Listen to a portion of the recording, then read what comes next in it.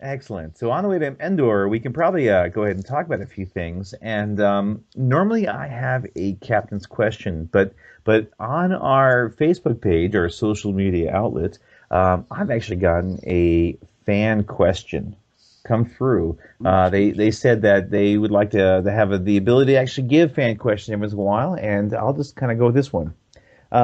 What one ship would you like to see them make that hasn't been made yet? ooh. Very interesting. There's actually so many going ships right now being proposed in the custom card league that I'm running that it's kind of hard to pick one because then I feel like I'm you know endorsing one of them, which I probably shouldn't. Right.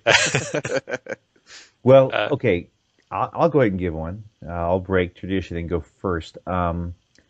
Because to be honest, I usually don't care. I'm like, whatever they throw out, I'm like, oh, it's cool, let's play with it. But since I have to answer, I am so sick of hearing people talk about the assault gunboat from the TIE Fighter game, the LPC game. Like I think actually the oldest active thread on the X-Wing FFG forums, and it's got I don't know how many pages, 176, something. It's absurd.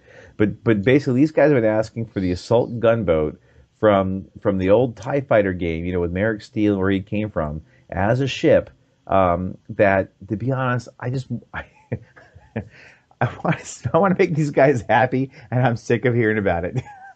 Oh, you can't make them Just, happy if it's that old of a thread. Somebody's going to complain. It's of missing some course little they are. It's detail not going or to be. whatever. It's yeah, but you know what? Just make the dang card and shut up about it. And so, Bob Smith, I know that was actually your question and your answer to see the gunboat. So, I hope this makes you happy. And I no offense, and there's so many people that talk about the assault gunboat. I just get it out there. My ship. I wants to just get one the heck out of the discussion. That's your answer. Yes, actually, that's my answer. So, J-Bot, what do you want to see done? Okay, so first, a little bit of a background information on this. I love Star Wars, but I am first and foremost a massive fan of the Old Republic era stuff. I fell into it with KOTOR, Hmm. KOTOR 2, and played the online game. Still Wait, play wait, it. wait. KOTOR, Knights of the Old Republic. Yes. Sorry. Oh, I mean, if you All don't right. do that, why are we even From talking from here? from from.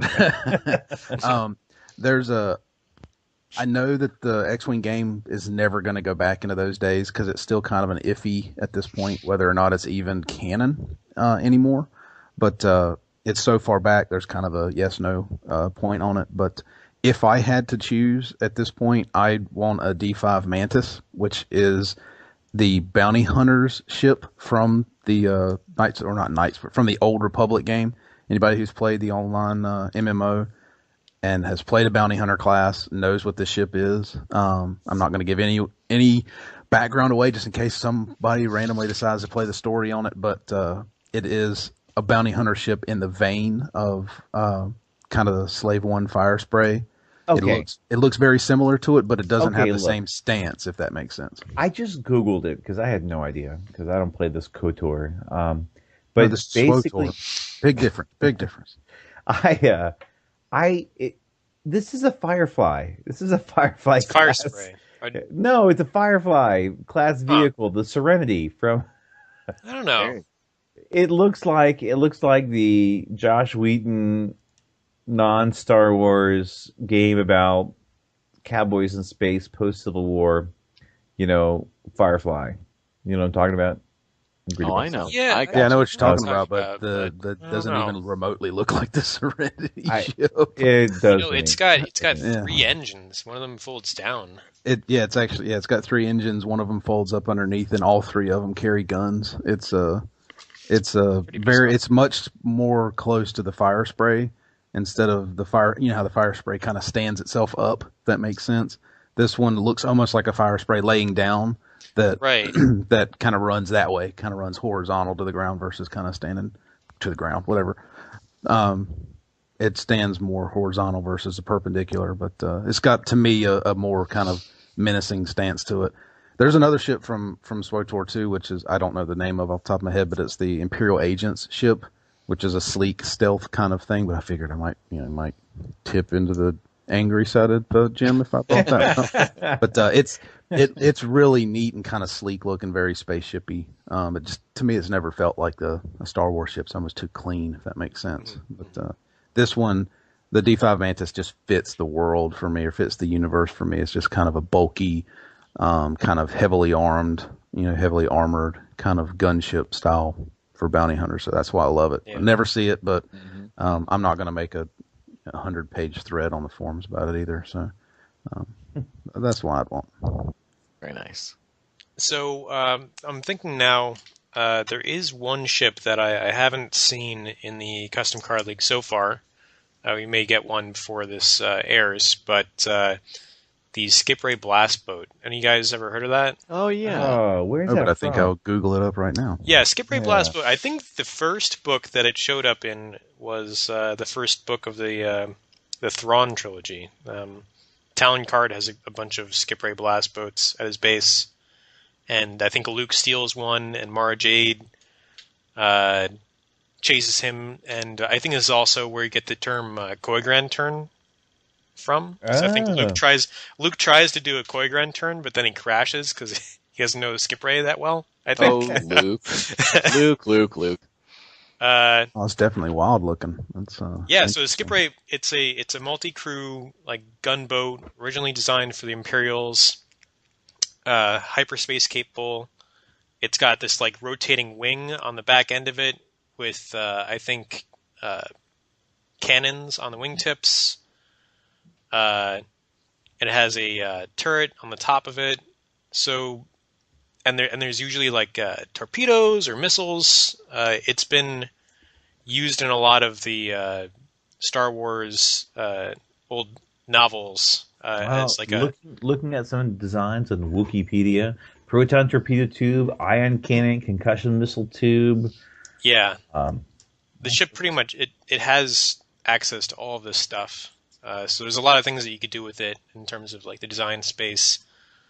I think you could, very easily justify putting a barrel roll action on its dial because it has that spinny wing thing in the back. Definitely have crew or maybe systems or turret or cannon. Now- looks like it's got yeah. room for a whole bunch of stuff, actually, just based on Yeah. pictures I'm seeing and that sort of thing. Now, just to throw out there, what the Thrawn Trilogy, for anyone that doesn't know, it's part of the extended universe, which is the non-canon, which has not been deleted. It's been said. I that think it's Thrawn has legends. basically been destroyed at this point No, not true. because So- it takes place between the two movies, and at this point, I think anything Oh. between those two it wipes out. No, between but the two, there's- between 6 and 7, I should say. There's been a sneak preview for Episode 3 of Star Wars Rebels, where they show a dark, non-human figure in Imperial officer's outfit that a lot of people say pretty much looks like Grand Admiral Thrawn, though maybe he's not Cool. Grand Admiral at this point because it's it would- before that. Yeah, it would be neat. I mean, trust me, that's one of the best trilogies or series of stories that I've read from the Star Wars. And I think that's probably not going out on a limb by saying that. And I'd love to see it. I actually am sort of surprised that they haven't brought the Chiss race species, I'm not sure how that works, into the universe really as a whole at all, because it's a very interesting kind of species that's alien and yet Yeah. very human-esque. And I'd love to see it. And I don't know if you'll obviously get a page-for-page copy of it, but if they bring the character in, if nothing else, it'll give a kind of an homage to the old stuff. Right. Yeah. I find I've read an okay amount of the extended universe now legend stuff, and I have to say that I admit I am picky. I like good literature, and I like bad literature too. But a lot of the extended universe stuff tends to be okay. And Yeah. the Thrawn trilogy is kind of good. Like Yeah, it moves it's beyond passable, okay. you know, It's it's- kind of good. Like it's enjoyable. Like if you've got to read anything extended universe, read the Thrawn trilogy and just forget the rest. Like flush Yeah. it, just forget about it. And I'm sure there's a bunch of people going fuming right now, going, "What? There's so many good things." Yeah, Rah, rah, rah. there's quite a bit of drag in there too. Right, but like the Rogue Squadron, tried to listen to audiobook, and I just I couldn't get through the first, like half of the book. Yeah, mine's all come from comics, so I've never read any of the novels. So all my stuff's come from the comics, which I think are just adaptations of a lot of the novels. Right, but basically, and for anyone who says, "Oh, look, the universe is dead; it's been deleted by Disney," it's not true. If you actually read what the heck they say it's been moved to Legends, which is kind of true until it gets corrected or confirmed via canon material. So basically, what they're saying is that they're going to leave all that out there as kind of like this vague guideline, and they're going to take the best characters and stuff and semi-plot lines and rewrite it to fit into the canon and hopefully do a much better job. Yeah. Well, I know this is a bit off of the plan for the show, and I'll just mention it. But I mentioned the Star Wars Old Republic stuff. People have been spotting in kind of the new stuff that's out there a lot of things that kind of harken back to that. They've seen kind of symbols from the Old Republic and some kind of nods, if that makes sense. Like you watch Episode 7. Yeah. There are parts of it where you're like, somebody has played these games before, because there's some very obvious kind of nods to it. And so I agree with you. Yeah, they haven't erased it. It's more of we just haven't made it official yet. Right. So it's going to change. They're going to use it as guidelines. They're going to kind of twist it and take characters and like people are saying, well, they might have Dengar, but there's nothing saying that the Punishing One is his main ship. I'm like, come on. Yes, they're going to use that. They're going to take Dengar and they might rewrite what happens to him or whatever, but they're going to use Dengar and his main ship is the Punishing One. Come on. Was X-Wing considered, like the stuff that they're throwing in there, considered canon at this point because it's okayed? It's kind of vague, so I'm not sure. But if they release Dengar with the Punishing One, does that not? Hey, this is kind of. But I gotta say, Dengar is in Empire Strikes Back. It's known that his ship is the Punishing One. While it might not be stated in anything canonic, whatever you say, for that his ship is called the Punishing One, but if they're going to introduce a ship, it's going to be the flippin' Punishing One. I mean, does anyone have any real doubt that that's actually... I think actually what they did with the expanded universe is stuff that was past the Battle of Endor is the stuff that they really threw out, moved into Legends. Well, there's a bunch of other stuff that's kind of just vaguely Legends, and so it's like they, even Dengar and exactly what his backstory is, we don't fully know, other than what's in the Clone Wars and such. But you can pretty much bet it's going to be very similar, but maybe they're not going to do, say, the Bounty Hunter Wars, because, to be honest, I found that pretty subpar and was rather disappointed with Dengar's performance in that whole Bounty Hunter Wars. He was kind of whiny in the series, so... I don't know, but we can move on. So, what was Jake's? Yeah, I'll very quickly. I won't linger too long on it, but I really like your choices. You guys got some good ones. It's really hard for me to pick a new one, but if I had to choose, I'd actually go for the Soulless One, which is a ship that was seen in Episode 3, and it's the personal starfighter of General Grievous.